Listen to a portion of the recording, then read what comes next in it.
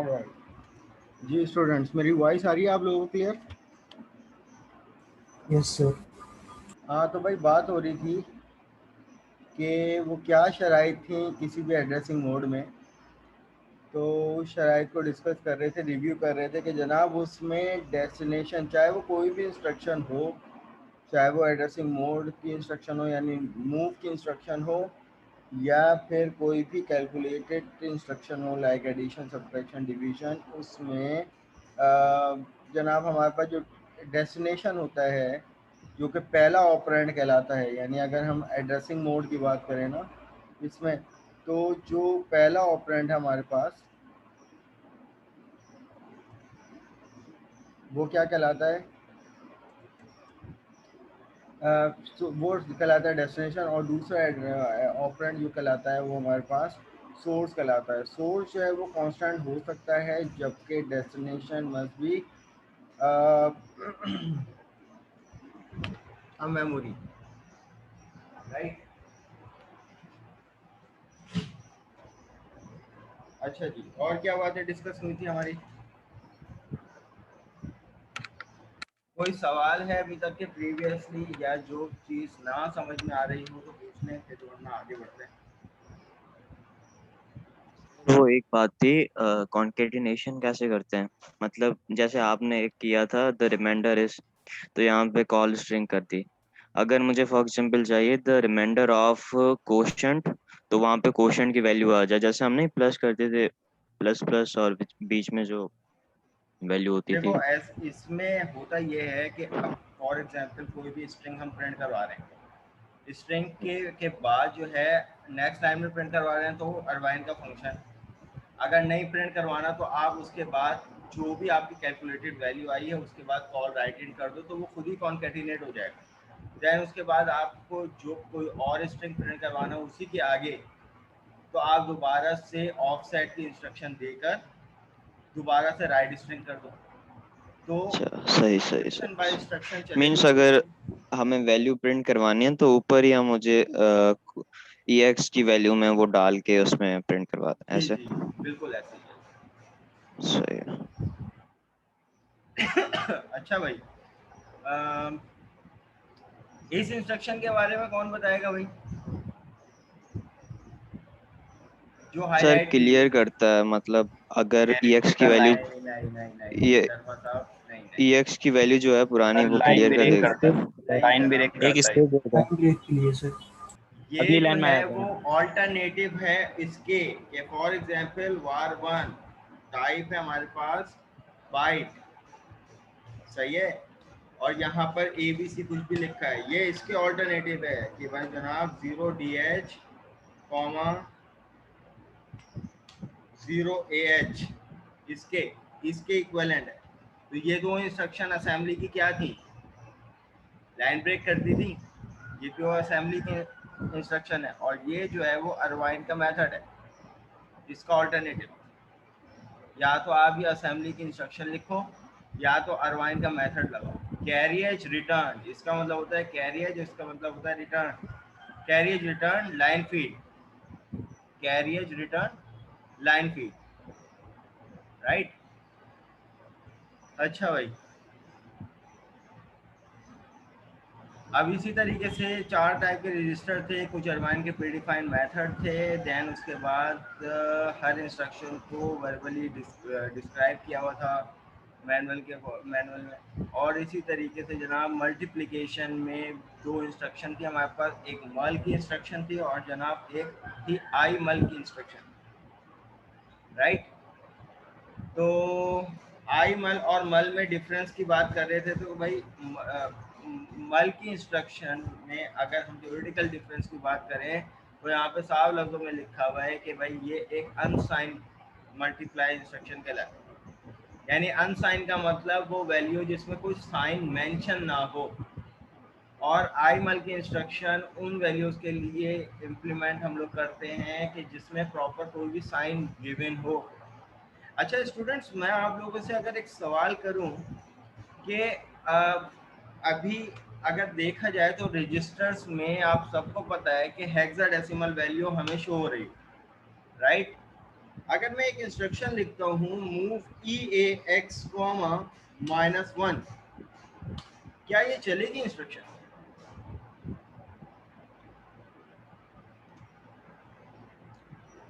Ji students, any idea about it? Yes sir, चल जाएगी। चलेगी। तो अब मुझे बताइए कि ये वैल्यू हम EAX में भेज रहे हैं, तो EAX में -1 आएगा।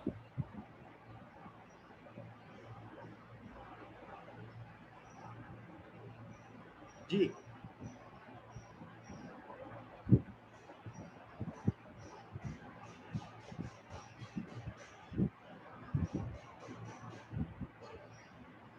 No idea about it? चलें जी, इसको डीबग करके चेक कर लें आप लोग कि भाई इसमें। सर मोस्ट सिग्निफिकेंट बिट 1 हो जाएगी ना?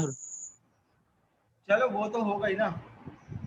हेक्साडेसिमल के टर्म में अगर हम बात करें तो रजिस्टर में वैल्यू जो हमें शो होती है वो तो हेक्साडेसिमल में होती तो है। डिबग तो नहीं तो अब होगी मुझे फिर क्या? बताइएगा कि जब मैं इस इंस्ट्रक्शन को चलाऊंगा तो इधर क्या वैल्यू बनेगी?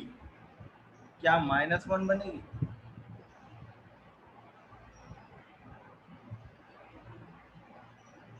चलें, no idea about it, check कर लेते हैं भाई। अब देखो इस इंस्ट्रक्शन को चलाया तो नोटिस करो क्या वैल्यू बनी EAX में।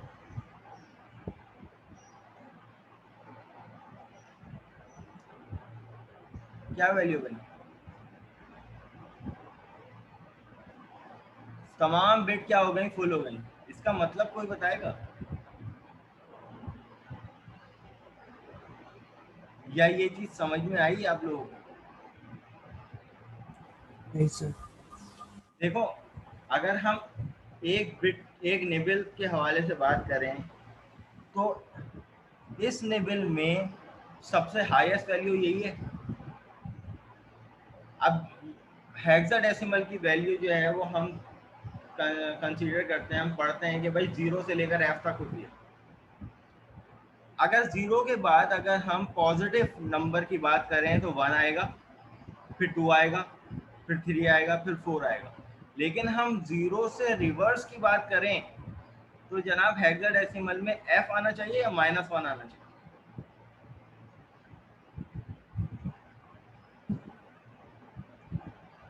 जी स्टूडेंट्स, रिवर्स काउंटिंग है ना, -1 तो 0 से रिवर्स होती है, फिर -2, -3। चलो अगर इसी के बरक्स अगर मैं यहाँ पर इसको -2 कर दूँ और इसको अब दोबारा डिबग करके देख लेते हैं।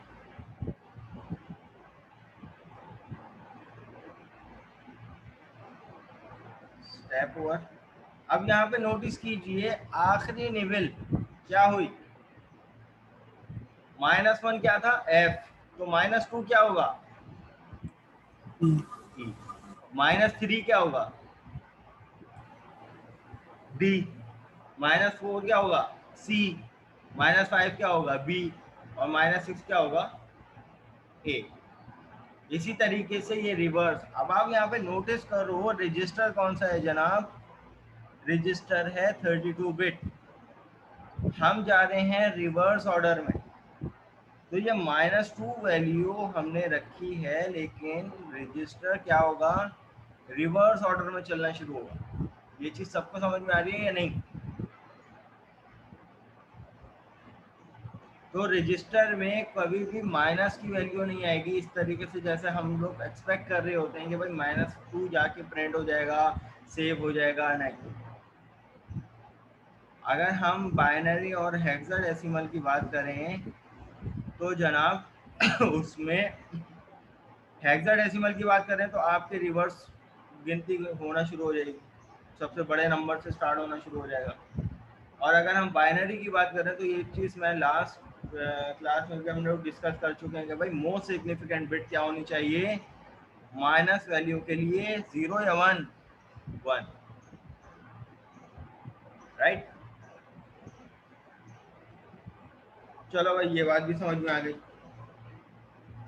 अच्छा जी, मल्टीप्लाई की इंस्ट्रक्शन के बाद एक इंस्ट्रक्शन थी आई मल्टीप्लाई की इंस्ट्रक्शन में हम पे वाजिब था कि भाई हमारे पास EAX register by default as a destination use हो रहा होता है, हमें मेंशन करने की भी ज़रूरत नहीं होती। यानी अगर हम मल की इंस्ट्रक्शन लिखते हैं तो मल के इंस्ट्रक्शन में जनाब हमें EAX भी मेंशन करने की ज़रूरत नहीं होती इस तरीके से। लाइक मल की इंस्ट्रक्शन ऐसे नहीं चलेगी, क्यों? क्योंकि इसको ज़रूरत नहीं है डेस्टिनेशन बताने की, इसका destination by pre defined assembly में पहले से मौजूद है। हाँ, अगर हम यहाँ पर आई मल की बात करें तो हमें डेस्टिनेशन और सोर्स अपनी मर्जी से भी दे सकते हैं, बट कीप इन माइंड ये destination must be the memory और रजिस्टर, राइट। इसी तरीके से डिवाइड, अच्छा हमने एक और चीज़ भी देखी थी कि भाई मल्टीप्लाई ओवरफ्लो, तो वो कौन से दो रजिस्टर हैं जो मिलकर काम करते हैं, कौन बताएगा? ये एक्स सर और EX EDX। का EDX का EAX और EDX कब काम करते हैं? तो हमने एग्जाम्पल देखी थी कि 4 बिट के नंबर को 4 बिट के नंबर को ये दो नंबरों को आपस में मल्टीप्लाई करवा दिया था, और यकीनन वो 4 बिट का नंबर तो नहीं बनेगा जब मल्टीप्लाई करवाएंगे, अगर तमाम बिट्स ऑन हो तो वो क्या बन रहा था, वो 8 बिट का नंबर बन रहा था। अब रजिस्टर वहाँ पे 4 बिट के अगर यूज हो रहे हैं तो जनाब EAX और EDX मिलकर 4 बिट EAX दे रहा है, 4 बिट EDX दे रहा है, तो मिलकर उस 8 बिट के नंबर को क्या कर रहे हैं, हैंडल कर। तो अब मुझे बताइएगा कि जब दो नंबर आपस में मल्टीप्लाई हो रहे हैं और वैल्यू एक्चुअल साइज से ओवरफ्लो हो रही है, तो ओवरफ्लो की वैल्यू कौन हैंडल करता है और एक्चुअल वैल्यू कौन हैंडल करता है?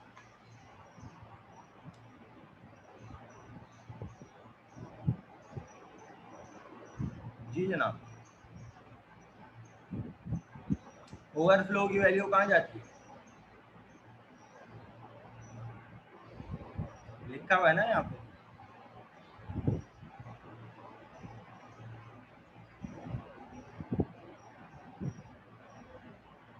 चलो यहाँ पे देखो,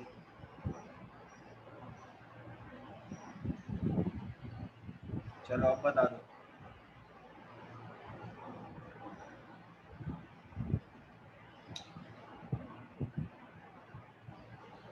चलो ओवरफ्लो EDX में आती है ना। ओवरफ्लो की वैल्यू EDX में आती है और एक्चुअल वैल्यू जो है वो आपकी EAX में जाती है। तो इस तरीके से पूरी स्कीमा चल रहा होता है। अब भले से EAX हो या EBX हो, सही है, दो नंबर आपस में क्या हो रहे हैं, मल्टीप्लाई हो रहे हैं, ठीक है ना। अब BX जो है वो EAX से वैल्यू मल्टीप्लाई होने जा रही है, तो कहाँ पे सेव होगी, EAX। अगर ये वैल्यू ओवरफ्लो नहीं हो रही तो ये EAX में जाएगी, अगर जितनी वैल्यू ओवरफ्लो हो रही होगी वो EDX अपने पास ले ले, ठीक है ना। अब ये क्या चीज़ है भाई, carry flag, CF carry flag. ये 0 का क्या मतलब है, ये 1 कब होगा? तो जब कैरी कोई आएगी इसके ऊपर। कैरी कब आएगी, जब वैल्यू ओवरफ्लो हो जाएगी, ऐसा है या नहीं? यानी अगर देखें, हमने ये वाली इंस्ट्रक्शन ली थी कि भाई मूव EAX, 0 FF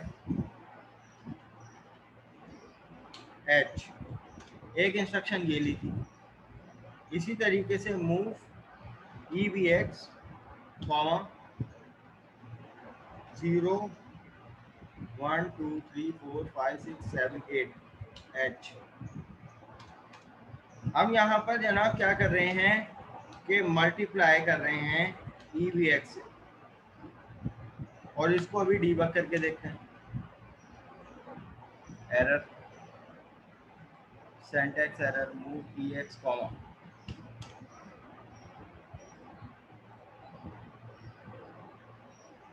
ठीक है जनाब।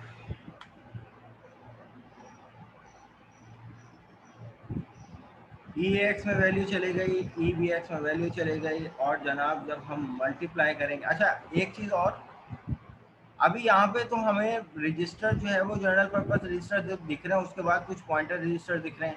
आप राइट क्लिक करेंगे तो यहाँ पे तमाम कैटेगरीज भी हैं, यहाँ पर तमाम कैटेगरीज भी हैं, ठीक है ना। अगर हम यहाँ पर फ्लोटिंग पॉइंट की बात करें, आगे जाके जब हम लोग पॉइंटिंग वैल्यू पे बात करेंगे तो जनाब यहाँ पे ये स्टैक FPU इस्तेमाल होगा, फ्लोटिंग पॉइंट। इसी तरीके से CPU सेगमेंट की बात करेंगे तो हमारे पास यहाँ पर ये CPU सेगमेंट के रजिस्टर हैं। इसी तरीके से फ्लैग्स की बात करेंगे तो कहीं CY नजर आ रहा है? बिल्कुल नजर आ रहा है ये। इसी तरीके से ये जो है वो हमारे पास 0 रजिस्टर है। अब अगर हम यहाँ पर इनको मल्टीप्लाई करते हैं तो अब यहाँ पर मुझे बताइए CY की वैल्यू आप लोग क्या देख रहे हैं? 1। क्यों? क्योंकि जनाब ये दो नंबर आपस में जो मल्टीप्लाई हुए हैं तो इसमें एक ओवरफ्लो की वैल्यू जनरेट हुई है। लेकिन अगर हम यहाँ पर ये चेक कर लेते हैं कि भाई चलो अगर कम वैल्यू है, यानी फॉर सपोज यहाँ पर 10 है, इसी तरीके से यहाँ पर 5 है, तो इसको डिबग कर लेते हैं।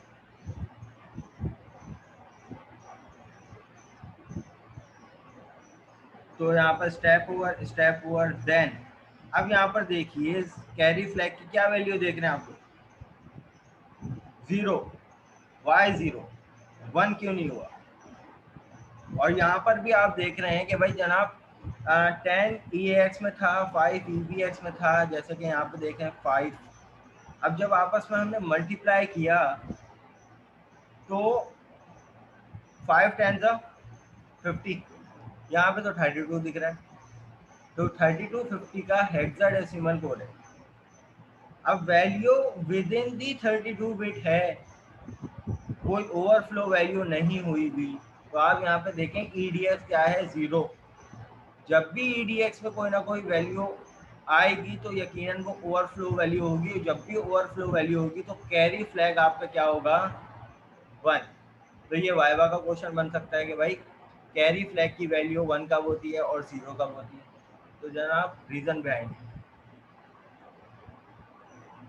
राइट। यहाँ तक मुझे एक्नॉलेज करो कि ये बात सबको समझ में आ गई?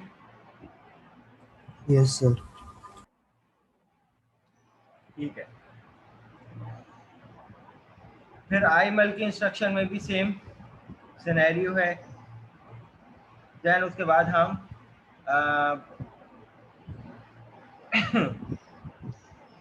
डिवाइड की इंस्ट्रक्शन में आ गए थे।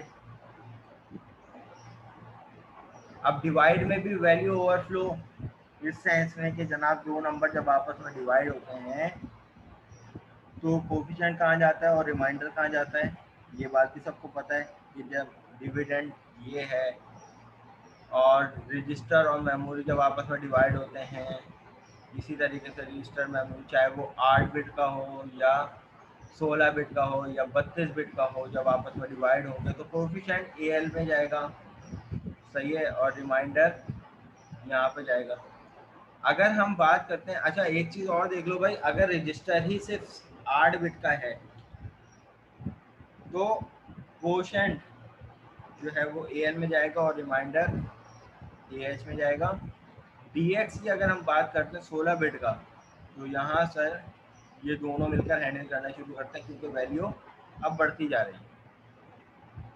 The 64-bit mode, the divide instruction was used to RDX or RAX was dividend and permit the divisor to be the 64-bit register or memory operand, the quotient stored in RAX and the remainder is RDX. अगर बात की जाए 64 bit की,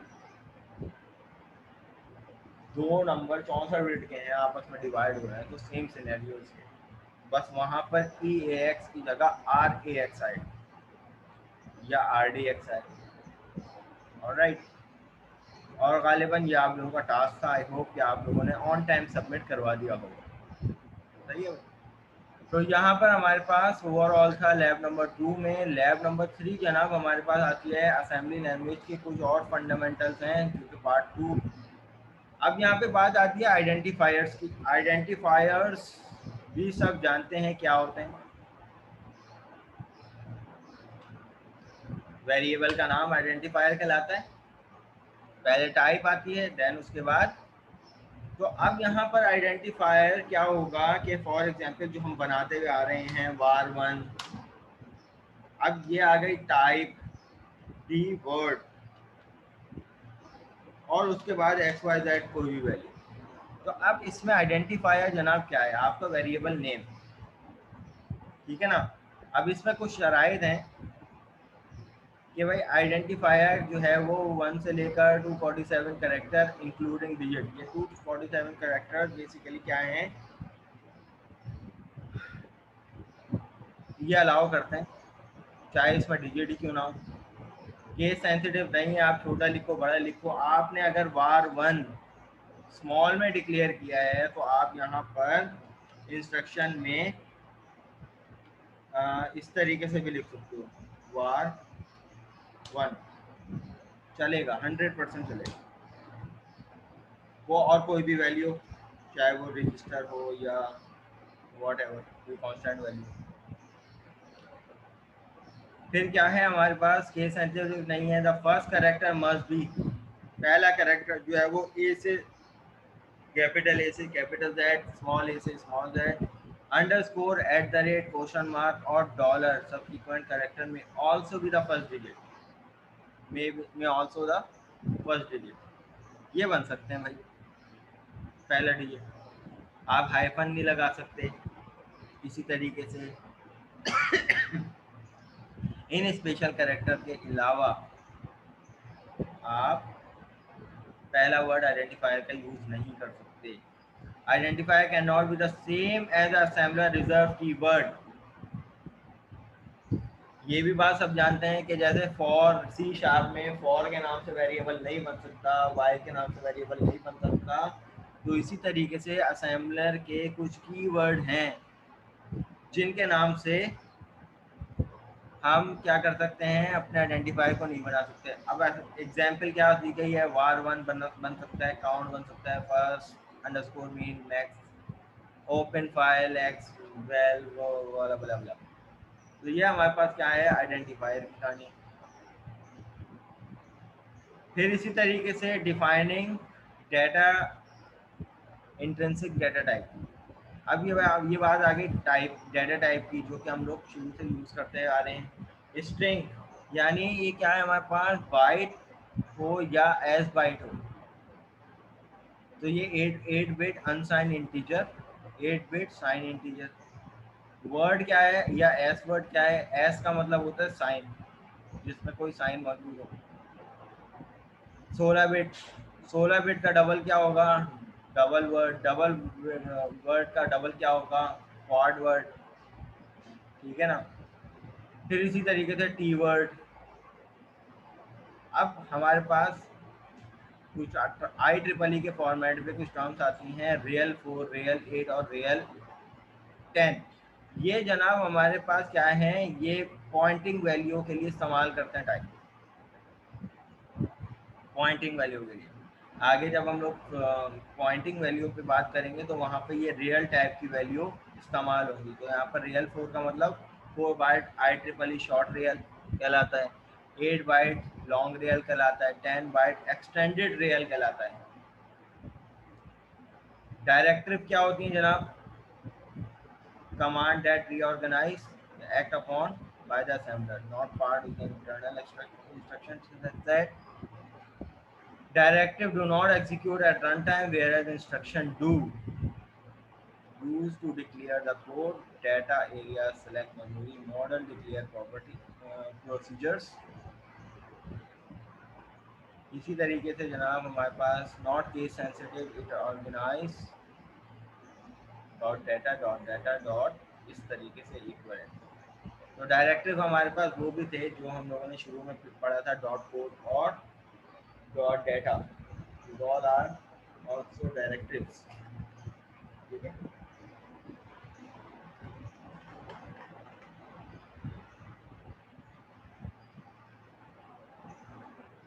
अच्छा अब यहाँ पर हमारे पास इंस्ट्रक्शंस के हवाले में से बात की जा रही है कि जनाब instructions is a statement that become the executable when the program is assemble.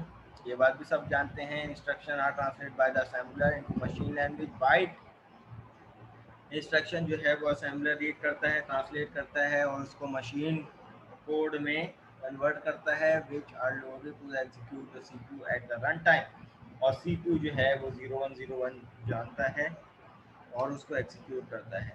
We use the Intel 32 instruction set Intel assembly. तो अब यहाँ पर हमारे पास कुछ कोड डिफाइन किए गए हैं। आगे जाके हमारे पास लेबल्स आएंगे, mnemonic operand, label, optional, instruction mnemonic, required such as move, subtract.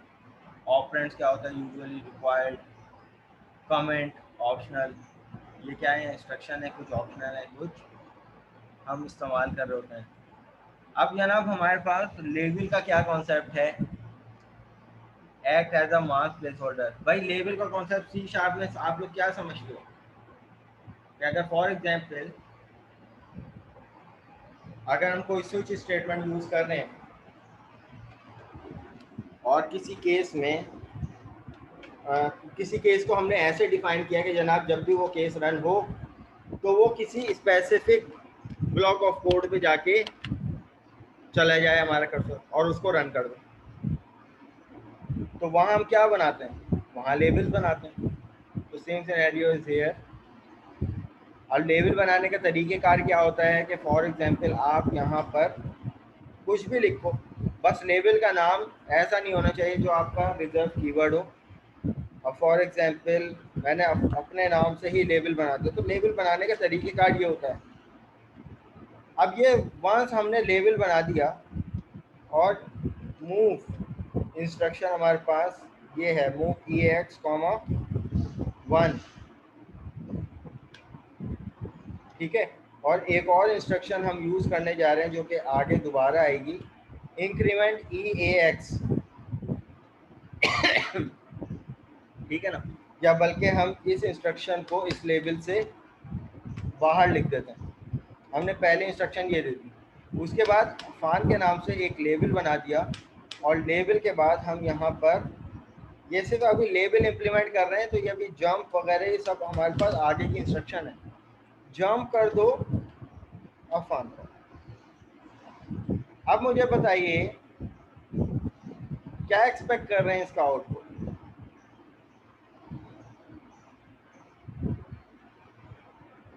सही चलते ही रहेगा। सही है, एक इनफाइनाइट लूप बना देगा। सही है, एक इनफाइनाइट लूप की सेंस में बनेगा। अब यहाँ पर अगर इसको डीबग करते हैं तो अब देखो अकॉर्डिंग टू द पहली इंस्ट्रक्शन EAX में 1 आ गया। अब लेबल इसने रीड कर लिया, अब उस लेबल के अंदर वाली इंस्ट्रक्शन चली और इसने क्या कर दिया? 1 का इंक्रीमेंट कर दिया किसमें? EAX। अब इसको मिला लेबल। जंप का मतलब होता है go to statement in C sharp.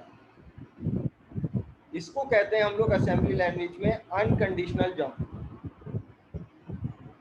अब जब मैं स्टेप ओवर करूंगा तो देखो इस लेवल पे चले गया था और इस लेवल के बाद वाले इंस्ट्रक्शन पे दोबारा आ गया, इसमें दोबारा। अब ये चलता जाएगा चलता जाएगा चलता जाएगा और ये इसको कोई कंडीशन ऐसी नहीं मिलेगी कि जनाब यहाँ ये ब्रेक हो जाए। कोई हमने यहाँ पर चेक नहीं लगाया कि भाई इस कंडीशन पे आके तुमने ब्रेक हो जाना। तो ये क्या बन जाएगा हमारे पास? ये इंस्ट्रक्शन कहलाती है अनकंडीशनल जंप, जो कि आगे आएगी। और आगे जाके कंडीशनल जंप भी आता है। एक होता है अनकंडीशनल जंप जो कि इनफाइनाइट लूप बना देगा। लाइक किसी एनिमेशन वगैरह के लिए हम लोग इनफाइनाइट लूप यूज़ करते हैं ना, कि भाई एक कहाँ पे बस वो टहलता जाए टहलता जाए टहलता जाए। तो इसी तरीके से तो ये कहलाते हैं जनाब लेबल। समझाने का मकसद अभी सिर्फ लेबल था। लेबल आप उस नाम से बनाओगे जिस नाम से कोई रिजर्व कीवर्ड ना हो, और लेबल बनाने का तरीक़ेकार ये होता है, ठीक है ना। अगर यहाँ से हम इसको हटा दें तो it will become the error undefined symbol. अब ये कंसीडर कर रहे हैं कि जनाब अफान कोई वेरिएबल होगा, हमने ऊपर डिक्लेयर ही नहीं किया, सही है ना। ठीक है भाई, ये लेबल आ गया। अब लेबल हमारे पास क्या होते हैं, act as a place marker, mark the address offset of code and data, follow identifier rule. Identifier rule का क्या मतलब है, वही कि भाई कोई रिजर्व कीवर्ड से आप नहीं बना सकते। डाटा लेबल क्या होता है जनाब, data label must be unique example count D word. ये क्या है, डाटा लेबल है। आप एक वेरिएबल बना रहे हो और जो हमने बनाया था वो क्या है, वो लेबल था। कोड लेबल क्या होता है, जो हमने बनाया था, जैसा फान देखो ना, यहाँ पे एग्जाम्पल दी हुई है, टारगेट ऑफ जंप और एंड लूप इंस्ट्रक्शन। अच्छा भाई, एक और इंस्ट्रक्शन समझ लो, खैर ये तो आगे की है। एक इंस्ट्रक्शन होती है हमारे पास लूप की, सेम, बस में मैंने यहाँ पे जंप से इसको कर दिया जनाब लूप। अब ये लूप भी क्या करेगा, चेक कर लेते। अनडिफाइंड सिंबल, सॉरी मैंने यहाँ पे इसको ये नहीं बनाया, इसको अब दोबारा से डिबग कर लेते हैं। ठीक है जनाब, अब यहाँ पे EAX में 1 आ गया, अब ये इंक्रीमेंट हो गया 3 4 5 6 7 8 9 10 चलता जाएगा। लेकिन क्लास अब देखो, हमने जर्नल पर्पस रजिस्टर पढ़े थे ना, उसमें एक रजिस्टर था काउंट रजिस्टर। क्या था, count register. Move ECX comma मैं कह देता हूँ 5। अब देखना ये वाली इंस्ट्रक्शन चलेगी किस तरीके से। अब यहाँ पर इसको करते हैं डीबग,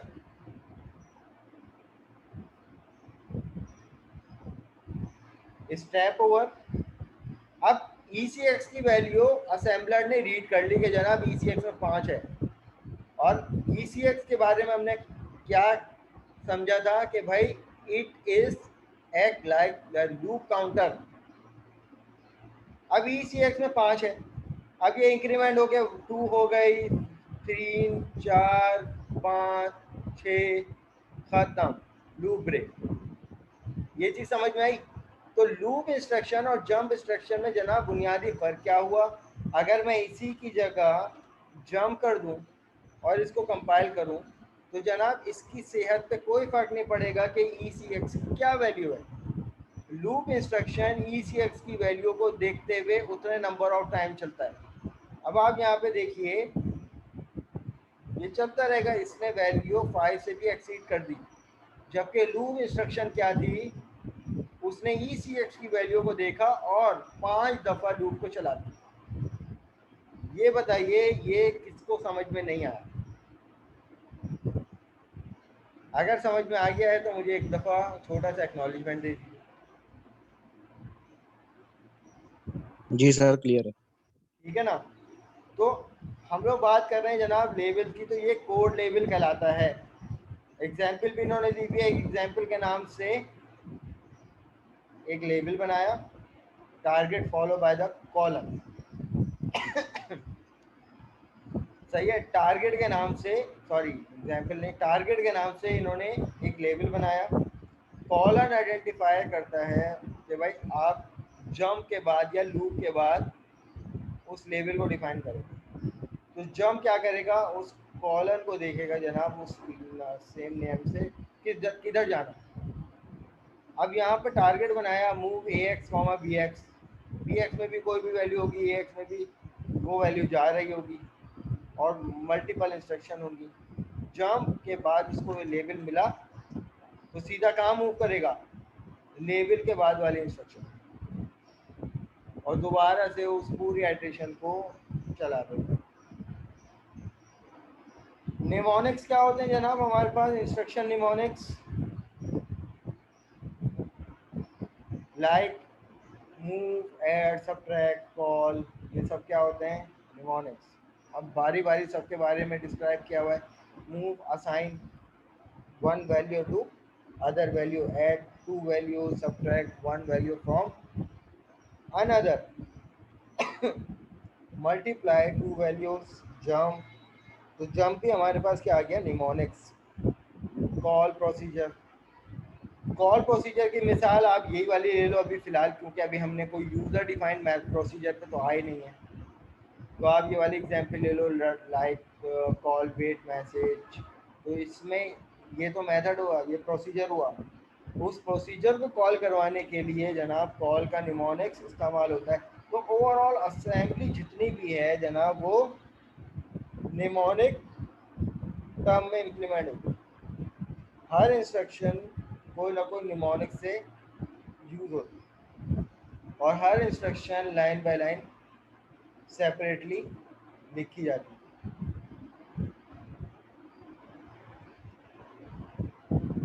अच्छा, ऑपरेंट ऑन द इंस्ट्रक्शन, ये भी सब जानते हैं कि भाई अगर कोई भी इंस्ट्रक्शन है, चाहे वो ऐड की इंस्ट्रक्शन हो। अच्छा मुझे बताएं, इस इंस्ट्रक्शन में कितने ऑपरेंट नज़र आ रहे हैं?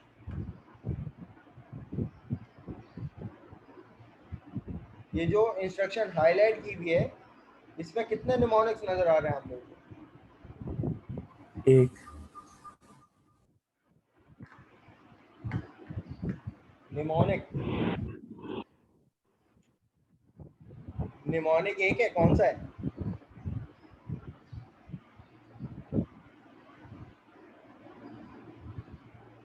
ये निमोनिक्स थोड़ी है। इंक्रीमेंट है। इंक्रीमेंट निमोनिक है और ऑपरेंट जो है जनाब EAX। तो कीप इन माइंड, ये इंस्ट्रक्शन जो कहलाती है ये कहलाती है वन ऑपरेंड इंस्ट्रक्शन। और ये वाली कौन सी इंस्ट्रक्शन कहलाती है? ये टू ऑपरेंड इंस्ट्रक्शन, जिसमें निमोनिक क्या होगा? वो तो एक ही होगा। उसमें ये हो गया पहला ऑपरेंड, ये हो गया दूसरा ऑपरेंड। तो operand assembly language instruction can have between the 0 and 3 operands. Maximum 3 operands तक की इंस्ट्रक्शन होती है, 3 से ज़्यादा की कोई इंस्ट्रक्शन नहीं है असेंबली लैंग्वेज में। Each of which can be register memory operand, constant expression और आईओ पोर्ट। तो ये तमाम क्या बन सकते हैं? एज अ ऑपरेंड बन सकते हैं। कांस्टेंट को कहते हैं हम लोग जनाब इमीडिएट वैल्यू। कांस्टेंट को क्या कहते हैं? Immediate value. Constant expression like 10 multiply by 10, तो ये कांस्टेंट एक्सप्रेशन है। Register EAX example, sorry EAX। Memory, memory क्या हो सकती है जनाब? Data level. डाटा लेवल क्या होता है? ऊपर हमने पढ़ा है वेरिएबल्स, ठीक है ना। अब यहाँ पर कुछ एग्जाम्पल्स इन्होंने ऑपरेंड के लिए वन नो ऑपरेंड कोड। अच्छा अब यहाँ पर देखो कुछ ऑपरेंड इन्होंने एग्जाम्पल के तौर पर यूज़ किए हुए हैं कि भाई STC,